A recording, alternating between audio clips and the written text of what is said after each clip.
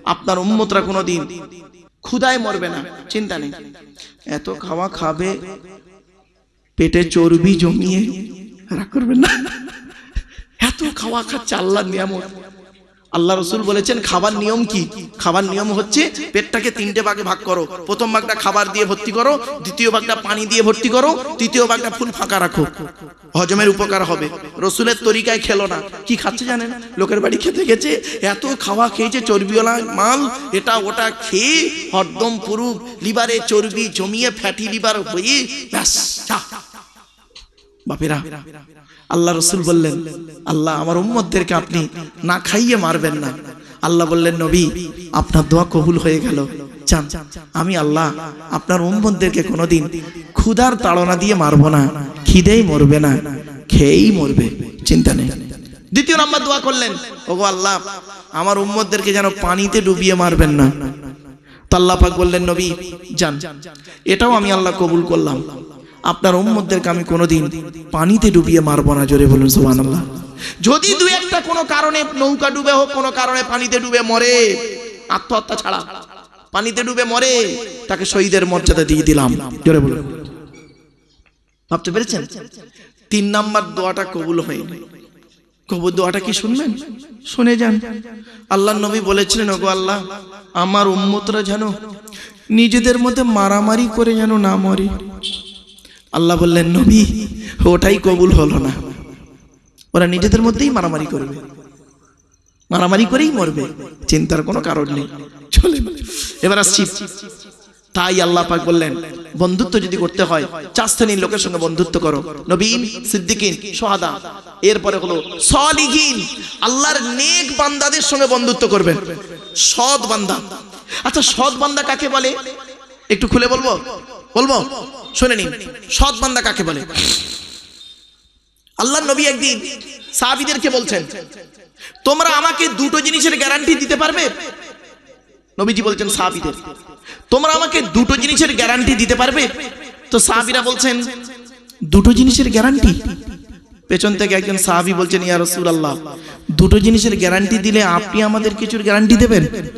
নবী বললেন হ্যাঁ, আমি তোমাদের জান্নাতের গ্যারান্টি দিয়ে দেবো।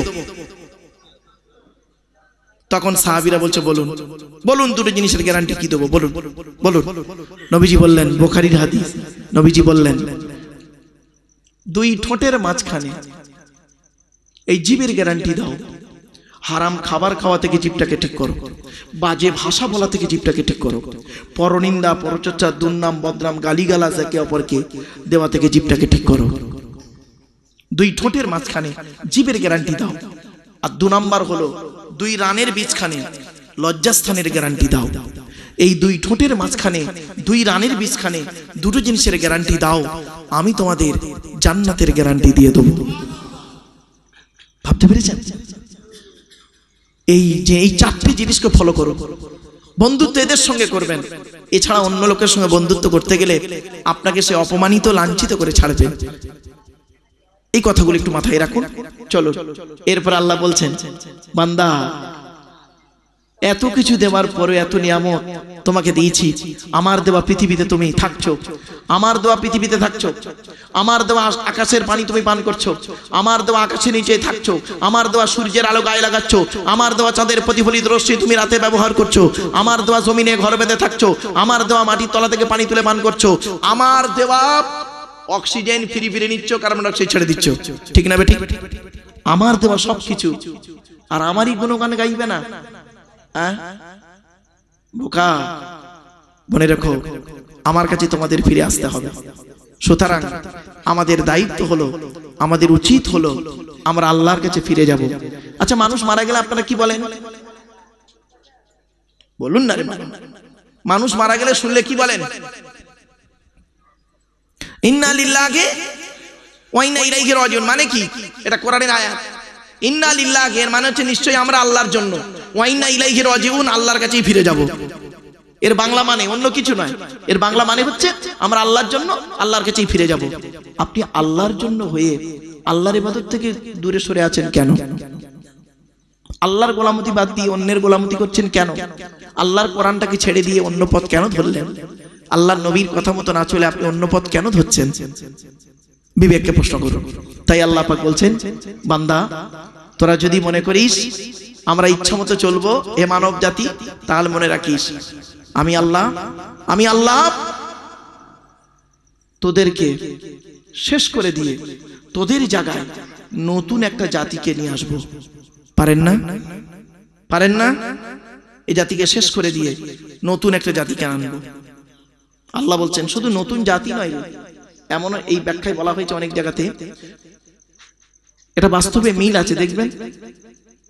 আল্লাহ বলছেন বান্দা তোরা যখন অতিরিক্ত অত্যাচার শুরু করে দিবি পৃথিবীতে, পাপের মাত্রা যখন তোদের বেড়ে যাবে, আমার আযাব তোদের উপরে আসবে তোদের উপরে। ভুলে গেলি তোরা সেই লূত নবীর জামানার কথা, হুদ নবীর জামানার কথা, বাস্তব সলেহ নবীর জামানার কথা। বান্দা তোরা ভুলে গেলি? আধুনিক বিজ্ঞানে পড়তো এই মানে বর্তমান সময়ে সহজে ভুলে গেলেন আপনারা? আমেরিকা, লস অ্যাঞ্জেলেস, মনে পড়ছে না? ক্যালিফোর্নিয়া আগুনে কিভাবে ধরলো। বান্দা আমার আযাব যখন আসবে উপর থেকে, নিচে থেকে, সাইড থেকে, ভাবতে পারবি না। এজন্য আল্লাহ বলছে বান্দা এখনো সময় আছে, ফিরে আয়। ইনশা ইযহিবুকুম ওয়া ইয়াতি বিখালকিন জাদীদ। আল্লাহ বলছে তিনি আল্লাহ যদি ইচ্ছা করেন, ইনশা ইযহিবুকুম ওয়া ইয়াতি বিখালকিন জাদীদ। আল্লাহ পাক বলছেন আল্লাহ তিনি যদি ইচ্ছা করেন তোমাদেরকে পরিবর্তন করে দিয়ে ওই জায়গাতে বিখালকিন জাদীদ নতুন সৃষ্টি নিয়ে আসতে পারেন। ঠিক না বেঠিক? আজ আমরা আছি, কয়েক হাজার বছর পরে থাকবো না এই জাতি, আবার আল্লাহ পাক আস্তে আস্তে পরিবর্তন করে দিতে পারেন। যেমন পরিবর্তন ও অতীত থেকে হয়ে এসছে। সারা পৃথিবীতে মানুষ করে কি দেখবেন, একটাই জীব চাই, একটাই জীব ইনকাম করে। ৮৪,০০০ প্রাণী, কত ৮৪,০০০ প্রাণীর ভিতরে কেউ আগামী দিনের চিন্তা করে না। একটাই জাতি খালি আগামী দিনের চিন্তা করে, তার নাম হলো মানব জাতি। ঠিক না বেটি? সুন্দরবনের বাঘ তার কোনো টেনশন নেই, আগামীকাল কি খাবার খাবে। হরিণ তার চিন্তা নেই, তিনি যে সে জানে আমার আল্লাহ আমার খাবার রেডি করে রেখেছে। আর মানুষ এরা আল্লাহর প্রতি ভরসা করে না। এরা ভরসা করে কি রকম জানেন? কাল কি খাবো, আজকের কিছু রাখি কালকের জন্য। ব্যাংকে মিলিয়ে গুছিয়ে টাকা রাখছে, গুছিয়ে ব্যাংকে টাকা রাখছে। আল্লাহ বলছেন ওয়াইলুল লিকুল্লি হুমাযাতিন লুমাযা আল্লাযী জামা মালাহু ওয়া আদ্দাদা ইয়াহসাবু আন্না মালাহু আখলাদা। আল্লাযী জামা মালাহু ওয়া আদ্দাদা, তোরা তোদের মালগুলোকে জমা করে রাখিস, আবার গুনে রাখিস, মাঝে মাঝে বই আপডেট করে দেখছিস মাল বেড়েছে না কমেছে। আয়াত আল্লাহ বলছেন, আমি বলিনি। আল্লাহ বলছে এদের ধারণা কি? ইয়াহসাবু আন্না মালাহু আখলাদা, এই মালগুলো মনে হচ্ছে আমাদের সর্বদাই থাকবে। বোকা কোথাকারে, কাল্লা কখনোই নাই। লায়ুম বাজান্না ফিল হুতামা নামক জাহান্নামে পুড়িয়ে ছারখার করে দেব। ভাবতে পেরেছেন? তাই আল্লাহ পাক বলছেন যদি তোমরা সঠিক পথে চলো তাহলে তোমরা, আমি আল্লাহ চাইলে তোমাদেরকে কিছুদিন রাখবো। আর যদি গন্ডগোল করেছো, আমার কথার বাইরে যদি গিয়েছো, আমার সীমা লঙ্ঘন যদি করেছো, আমার একটা বর্ডার আছে। কোরআনে একটা আয়াত আছে, শুনবেন। প্রায় সময় দেখবেন আলেমরা বলেন তিলকা হুদুদুল্লাহ, বলে না বাবা? তিলকা হুদুদুল্লাহ, হুদুদ মানে হলো বর্ডার। আল্লাহ বলছেন তিলকা হুদুদুল্লাহ, এটা আমার বর্ডার, এই বর্ডারটাকে অতিক্রম করো না। ছোট্ট একটা উদাহরণ আপনাদের দিচ্ছি, যতদিন বাঁচবেন এই উদাহরণটা মনে রাখবেন। কারখানা, কি বললাম? কারখানা, মালিক, ম্যানেজার, কর্মচারী। আবার বলছি, কারখানা, মালিক, ম্যানেজার, কর্মচারী। এবার বুঝে নিন, বুঝিয়ে দিচ্ছি, আর চিন্তা নেই। পৃথিবী হলো একটা বড় কারখানা, এর মালিক হলো আল্লাহ, ম্যানেজার হলো মুহাম্মদ সাল্লাল্লাহু আলাইহি সাল্লাম, আমরা হলাম কর্মচারী। সুবহানাল্লাহ বলা গেল না। ম্যানেজার একটাই কথা বলছে, কি জানেন? ম্যানেজার একটাই কথা বলছে, দেখ আমি নিজের থেকে কোনো কথা আমি তোদের বলছি না, আমার মালিক যেটা আমাকে বলতে বলেছে সেটাই তোদেরকে বলে দিলাম। মদ খাবি না, সুদ খাবি না, ঘুষ খাবি না, ব্যভিচার করবি না, হারাম কাজ করবি না, হালাল কাজগুলো করবি। মালিক আমাকে বলতে বলেছে তাই বলে দিয়েছি। তোরা মানলে তোদের ভালো, না মানলে তোদের অবস্থা খারাপ। আমার দায়িত্ব কি? ম্যানেজারের দায়িত্ব কি? অর্ডারটাকে প্রকাশ করে দেওয়া। তো বাস্তব তাই কোরআনে আল্লাহ পাক বলে দিলেন, ইয়া আইয়ুহা রাসূল, হে রাসূল, বাল্লিগ মা উনজিলা ইলাইকা মির রাব্বিক, তোমাকে যে কোরআন নাজিল করেছি তুমি মানুষের কাছে পৌঁছে দাও। তোমার দায়িত্ব পৌঁছে দেওয়া। ওরা মানুক না মানুক আমি দেখে নেব, চিন্তার কোনো কারণ নেই নবী, কোনো কারণ নেই, খালি ওদের পৌঁছে দেন। তো কোরআন এসেছে আমাদের কাছে সবকিছু বর্ণনা নিয়ে, আমরা একবারও কোনোদিন ভাবিনি। চলো এরপর আল্লাহ পাক বলছেন, একটা জাতিকে পরিবর্তন করে অন্য জাতিকে ওই জায়গায় আনা, এটা আল্লাহর কাছে কঠিন? বলুন বলুন। একটা আবহাওয়াকে পরিবর্তন করে অন্য আবহাওয়াকে আনা, একটা প্রাণীকে, এক জাতির প্রাণীকে পরিবর্তন করে অপর একটা প্রাণীকে অস্তিত্বে আনা, এটা আল্লাহর কাছে কঠিন? আল্লাহ বলছেন, ওমা যালিকা আলাল্লাহি বিআজিজ, এটা আমার কাছে কঠিন নয় রে, খুব সহজ, খুব সহজ। আমি আল্লাহ কিভাবে তৈরি করি? খালি বলি কুন ফায়াকুন, হয়ে যা, হয়ে যায়। কিভাবে হয় না হয় ওটা আমি আল্লাহ ভালো জানি, তোর ব্রেনে আসবে না, তোর ব্রেনে আসবে না। আমি আল্লাহ শুধু বলি কুন, হয়ে যা, ফায়াকুন, হয়ে যায়। আল্লাহ বলছে, বান্দা তুই একটা জিনিস তৈরি করিস, দেখুন আল্লাহ বলছে তুই একটা জিনিস তৈরি করলি, সেই জিনিসের ডাইস থেকে একই মাল বেরোবে। ধরুন 1 টাকার কয়েন, 1 টাকার কয়েনের ডাইস থেকে যতগুলো মানে কয়েন থেকে ওই ডাইস থেকে যত মাল বের করবে, কত বেরোবে? আর বলুন না রে ভাই, বলুন না। 1 টাকাই বেরোবে, 2 টাকা, 2 টাকাই বেরোবে। 2 টাকার ডাইস থেকে 1 টাকা বেরোবে না কখনোই। আল্লাহ বলছে, বান্দা দেখ, একবার লক্ষ্য করে দেখ, তোর বাপ আর মা, তোর একটা বাপ একটা মা, একটা বাপ আর একটা মা থেকে 5টা ভাই বোন হলি, 5টা 5 রকম দেখতে, কারোর সঙ্গে কারোর কোনো মিল নেই। বান্দা একবার লক্ষ্য কর, ওই আমার এই সৃষ্টিগুলো ভাবতে ভাবতে আমি আল্লাহ, আমাকে একবার আল্লাহ বলে ডাক, আমি আল্লাহ তোর ডাকে সাড়া দেব।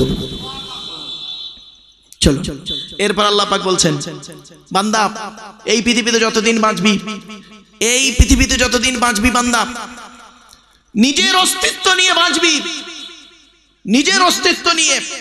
আমি আল্লাহ তোর দেহের মধ্যে সবকিছু দিয়েছি, তোর বিবেক, বুদ্ধি, চোখ, কান, নাক, হাত, পা, মুখ, চলন বলন, কথন সব দিয়েছি। অতএব তুই অন্যের ভরসা কেন করিস রে?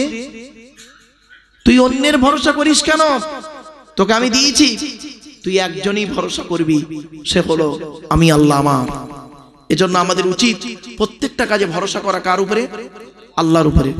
আমাদের ধারণা হয়েছিল কি জানেন? এই জ্বলন্ত প্রমাণ দেখুন। প্রথমে আপনার কি বলবো, মৌলানা গিয়াসউদ্দিন সাহেব আমাকে বলছে, হুজুর এই 6টার সময় যদি ওঠেন, 6:30টায় যদি ওঠেন, লোকজন হবে না। দেখুন দেখুন আল্লাহ কত লোক দিয়েছে। আল্লাহর কোরআনের ভালোবাসা এসেছেন। কোরআনের ভালোবাসা এশার নামাজের পরেও হয় না, আর মাগরিবের নামাজের আগে হয় না, পরে হয় না। কোরআনের ভালোবাসা যখনই আল্লাহ পাক চাইবেন তখনই জড়ো করে দেবেন। জোরে বলুন, ভাবতে পেরেছেন? চলুন এবার আসছি। আচ্ছা বাপেরা, আপনারা আপনাদের ছেলে মেয়েদের ভালোবাসেন না ভাই? বলুন না। স্ত্রীকে ভালোবাসেন, ভাই বোনকে ভালোবাসেন, প্রতিবেশীর ভালোবাসেন। আচ্ছা আপনাদের এই ভালোবাসাটা কি চিরস্থায়ী? চিরস্থায়ী না। কিয়ামতের মাঠে আপনাদের উপকার করতে পারবে কেউ? কেউ কারোর উপকার করতে পারবে না। কোরআনে আছে, আসছে পরে আয়াতটা, ভাবতে পারবেন না। আল্লাহ পাক বলছেন, কিয়ামতের মাঠে যখন বিচার হবে, বিচারের দিবসে কি হবে জানেন? আমি একটা কোর্টের উকিলকে আমি প্রশ্ন করেছিলাম যে আপনি কি করে মানুষকে বোঝাবেন যে কোর্টে বিচার হয় কিরকম? বিচারকটা বসে থাকে এক জায়গায়, তাই তো? বিচারকটা বসে থাকে চেয়ারে, পাশে একজন লোক দাঁড়িয়ে থাকে, ঠিক না বেঠিক? আসামিটা কোথায় থাকে? কাঠগড়ায়। আর নিচেই দুটো উকিল মারামারি করে, একজনের পক্ষে একজনের বিপক্ষে।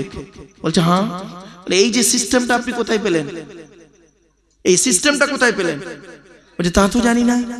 আমি শুনুন, ১৫০০ বছর আগে কোরআন এই সিস্টেমটা জানিয়ে গেছে। সে কি? শুনুন, কিয়ামতের মাঠে ঠিক এইভাবেই বিচারটা হবে। বলছে কিরকম? আমি বললাম শুনুন, কিয়ামতের মাঠে আল্লাহ বলেছেন মালিক ইয়াউমিদ্দিন। আমি হলাম কিয়ামতের মাঠের মালিক, আর আল্লাহ রাব্বুল আলামিন তার বিচারের সিংহাসনে বসে থাকবেন। পাশে একজন লোক দাঁড়িয়ে আছে দুনিয়ার বিচারকের পাশে, কিয়ামতের মাঠে বিচারকের পাশে একজন দাঁড়িয়ে থাকবেন। একজন দাঁড়িয়ে থাকবেন, কে জানেন? ওই নবী দাঁড়িয়ে থাকবেন যে নবীর উম্মতের বিচার হবে। আসামিটা যে থাকবে কাঠগড়ায়, সেই ব্যক্তির নবী দাঁড়িয়ে থাকবেন। একজন ইহুদি দাঁড়িয়ে থাকবেন, মুসা নবী দাঁড়িয়ে আছেন, ইহুদির বিচার হচ্ছে। ঈসা নবী দাঁড়িয়ে আছেন, খ্রিস্টানের বিচার হচ্ছে।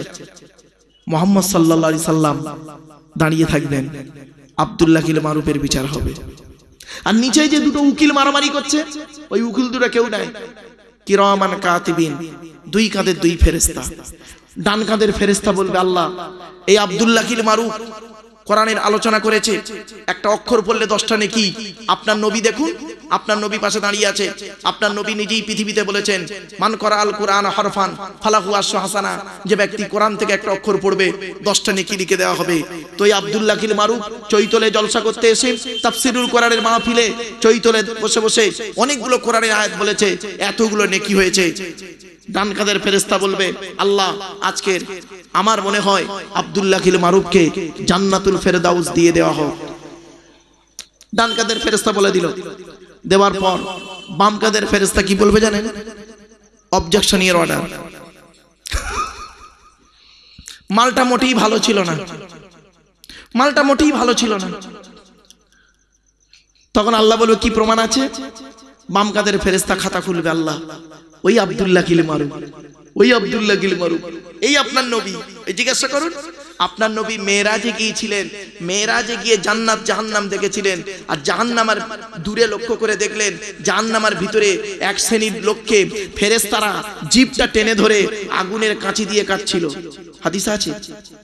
আল্লাহ নবী মেরাজে গিয়ে দেখছেন জাহান্নামের দরজা খোলা হয়েছে, আর দূর থেকে দেখতে পাচ্ছে নবীজি কিছু লোককে ফেরেশতারা জিভটাকে টেনে ধরে আর আগুনের কাঁচি দিয়ে কাটছে।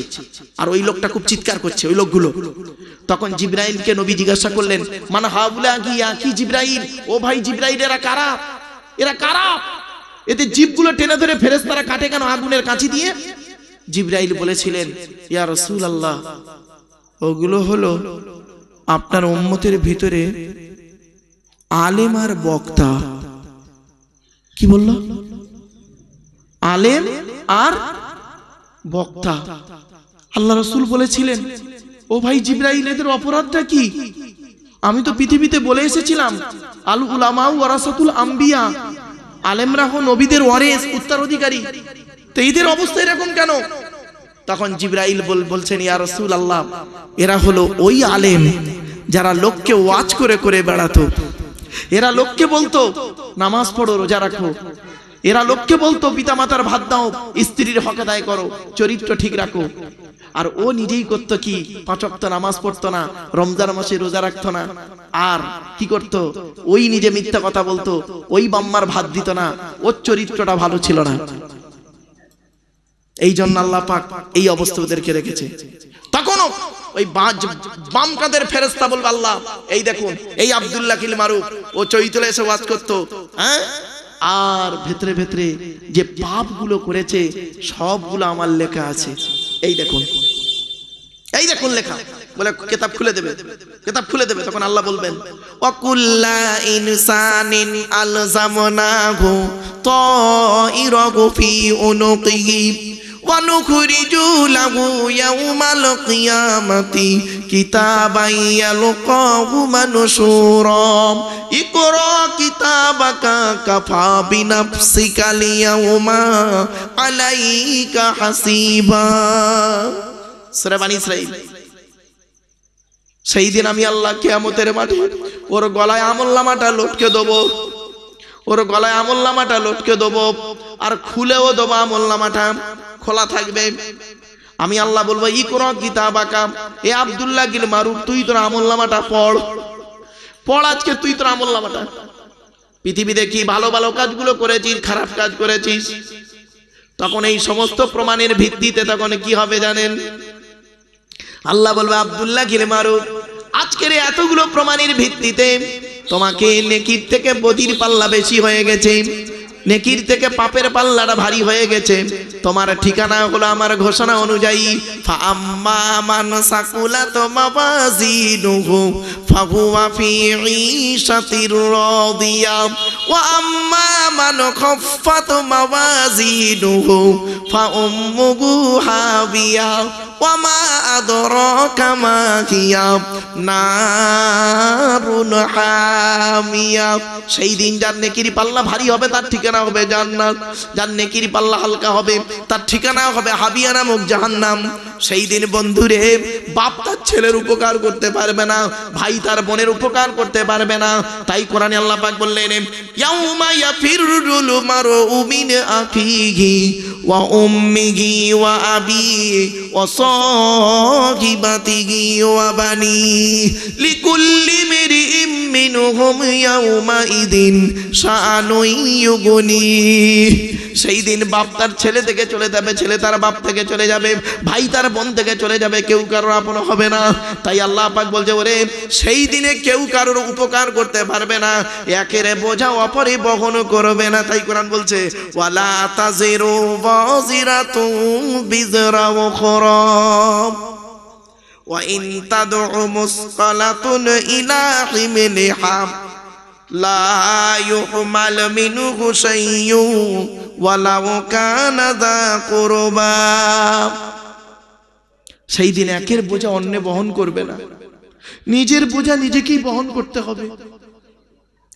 আপনি স্ত্রীর পাল্লায় পড়ে সব ভুলে গেলেন, ছেলে মেয়ের পাল্লায় পড়ে আল্লাহকে ভুলে গেলেন, রসুলের পথকে ভুলে গেলেন, বান্ধবীর পাল্লায় পড়ে তুমি ভুলে গেলে, প্রেমিকের পাল্লায় পড়ে ভুলে গেলে। মনে রেখো কেউ সেদিন উপকার করবে না। বলা হয়েছে ওয়াইন তাদগু মুসকালাতুন ইলা হিমলিগা লা ইউহমাল মিনহু শাইয়ুন। কোন বোঝা বহনকারী যদি এসে তার বোঝাটাকে নিয়ে বলে ভাইরা আমার বোঝাটা নিয়ে জানা রে, সে নিয়ে যাবে না, সে নিয়ে যাবে না সেদিন। আর ওয়ালাউ কানা যা কুরবা, যদিও তার আত্মীয় হয়, যদিও তার আত্মীয়। বাপ যদি বলে ওরে আমার ছেলে তোর জন্য এত কিছু করেছি, আজ আমার নেকি খুব কম পড়ে গেছে, আমারে তুই একটু নেকি দে, আমি একটু জান্নাতে যাই, আমার জাহান্নাম থেকে মুক্তি পাই। ছেলেও অস্বীকার করে যাবে, স্ত্রী পিতামাতা অস্বীকার করে যাবে। তাই আল্লাহ পাক বলছেন নবী এই কথাগুলো কাদের বলবে, কাদের বলবে এই কথাগুলো, এই জাহান্নামের ভয়গুলো কাদের দেবে? আল্লাহ বলছেন নবী কাদের দেবে জানো? ইন্নামা তুনজিরুল লাযীনা ইয়াখশাউনা রাব্বাহুম বিল গায়বি ওয়া আকামুস সালাত। এই কথাগুলো নবী তাদেরকে বলো, ইন্নামা তুনজিরুল লাযীনা, নিশ্চয়ই আপনি ভয় প্রদর্শনকারী। কাদের ভয় দেখাবেন? আল্লাযীনা ইয়াখশাউনা রাব্বাহুম, যারা তাদের রবকে আল্লাহকে ভয় করে, বিল গায়বি, না দেখে, না দেখে আল্লাহকে ভয় করেছে। অনেক মানুষ বলে দেখে ইবাদত করছি, আল্লাহ বলছে না তুই না দেখে আমাকে বিশ্বাস কর। ছোট্ট একটা উদাহরণ দিচ্ছি, রাগ করবেন না, কেউ খারাপ সেন্স নেবেন না, দয়া করে ক্ষমা করবেন। ভালোবাসা বাস্তবায়িত করতে গেলে পাঁচটা জিনিসের প্রয়োজন। কটা কটা কটা? পাঁচটা। কি কি শুনে নিন। এগুলো বাচ্চাদের একটু শেখাবেন, বাচ্চাদের শেখাবেন, নাতিদেরকে শেখাবেন, ওরা ভবিষ্যতে কিছু শিখতে পারবে। ভালোবাসাকে বাস্তবায়িত করতে গেলে পাঁচটা জিনিসের প্রয়োজন। প্রেমিক প্রেমিকার ভালোবাসা টিকে রাখতে গেলে পাঁচটা জিনিসের প্রয়োজন। কি কি? এক নাম্বার কি দেখেন? প্রথম হচ্ছে অন্ধের মতো বিশ্বাস করতে হবে। ঠিক না বেটি?